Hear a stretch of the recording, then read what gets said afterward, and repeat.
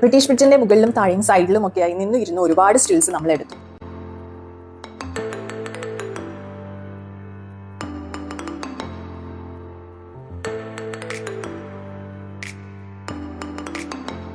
കുറച്ച് സമയം അവിടെ തന്നെ ചിലവഴിച്ച് ഞങ്ങൾ ചുള്ളിയ ഡാമിലേക്ക് വെച്ച് പിടിച്ചു.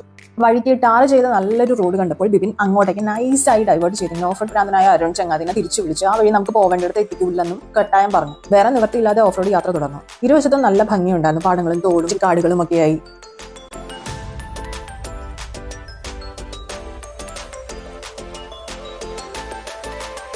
കുറച്ചുനേരം തണലത്ത് ഒരിടത്ത് നിർത്തി പിന്നെയും ഫോട്ടോഷൂട്ട് തുടർന്നു.